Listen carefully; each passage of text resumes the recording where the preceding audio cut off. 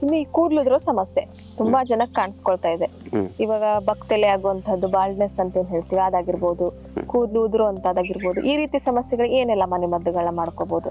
ನೋಡಿ, ಈ ಕೂದಲು ಉದುರುವ ಸಮಸ್ಯೆ ಮುಖ್ಯವಾಗಿ ನೆರೆ ಕೂದಲಿನ ಸಮಸ್ಯೆ ಇವಕ್ಕೆಲ್ಲ ಬರ್ಲಿಕ್ಕೆ ಮೂಲ ಕಾರಣ ಅಜೀರ್ಣ ಮಲಬದ್ಧತೆ. ಅದನ್ನ ಸರಿ ಮಾಡ್ಕೊಂಡ ಮೇಲೆ ಒಂದು ಸ್ಪೆಷಲ್ ಎಣ್ಣೆ ತಯಾರಿಸ್ಕೊಳ್ಳಿಕ್ಕೆ ಹೇಳ್ತೇನೆ ನಾನು. ಅದನ್ನ ಹೇಗೆ ತಯಾರಿಸ್ಕೋಬೇಕಂತ ಹೇಳಿದ್ರೆ, ಲೋಳೆ ಸರ ತೆಗೆದುಕೊಳ್ಳಿ, ಅದನ್ನ ಒಳಗಡೆ ಸೀಳಿ ಅದರ ಒಳಗಡೆ ಮೆಂತೆ ಕಾಳು ಹಾಕಿ ಒಂದು 4-5 ಲೋಳೆ ಸರ ತೆಗೆದುಕೊಂಡು ಒಂದು 4-5 ಎಸಳು ಅದರ ಒಳಗಡೆ ಅದನ್ನು ಹಾಕಿ ಮೆಂತೆ ಕಾಳು ಹಾಕಿ ಅದನ್ನು ಸ್ವಲ್ಪ ದಾರ ಸುತ್ತಿ ಇಟ್ಟುಬಿಡಿ. ಅದು 3-4 ದಿವಸಕ್ಕೆ ಮೊಳಕೆ ಬರ್ತದೆ. ಅದು ಮೊಳಕೆ ಬಂದಮೇಲೆ ಅದು ಸಣ್ಣ ಪೀಸ್ ಮಾಡಿಕೊಂಡು ಅದನ್ನು ಮಿಕ್ಸಿಗೆ ಹಾಕಿ ರುಬ್ಬಿಟ್ಕೊಳ್ಳಿ. ಅದರ ಪೇಸ್ಟ್ ಆಯಿತಾ.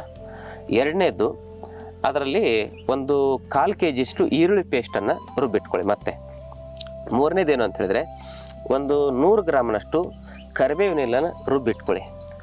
ಆಮೇಲೆ ನಾಲ್ಕನೇದು ಏನು ಅಂತ ಹೇಳಿದ್ರೆ, ಒಂದು 100 ಗ್ರಾಮ್ನಷ್ಟು ದಾಸವಾಳದ ಎಲೆ ಮತ್ತು ಹೂವನ್ನು ಮಿಶ್ರಣ ಮಾಡಿ ಅದನ್ನು ರುಬ್ಬಿಟ್ಕೊಳ್ಳಿ.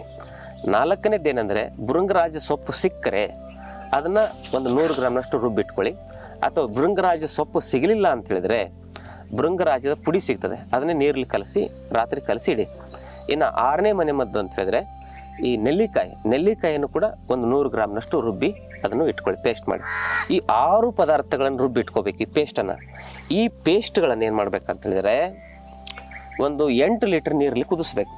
ಆ 8 ಲೀಟರ್ ನೀರು ಕುದ್ದು 2 ಲೀಟ್ರಿಗೆ ಇಳಿಬೇಕು. ಆಮೇಲೆ ಅದನ್ನು ಸೋಸಬೇಕು. ಆ ಕಷಾಯನ ಚೆನ್ನಾಗಿ ಹಿಂಡ್ಕೊಂಡು ಸೋಸ್ಕೋಬೇಕು.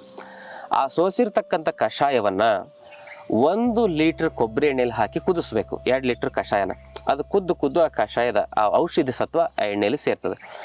ಆ ಎಣ್ಣೆಯನ್ನು ತಲೆಗೆ ಹಚ್ಚೋದ್ರಿಂದ ಭಾಳ ಅದ್ಭುತವಾಗಿ ಕೂದಲು ಉದ್ದ ಬೆಳಿತವೆ, ಶೈನಿಂಗ್ ಆಗ್ತವೆ, ಮತ್ತು ನೆರೆ ಕೂದಲಿನ ಸಮಸ್ಯೆಗಳು ಬರೋದಿಲ್ಲ, ತಲೆಯಲ್ಲಿ ಹೊಟ್ಟಾಗೋ ಸಮಸ್ಯೆ ಬರೋದಿಲ್ಲ.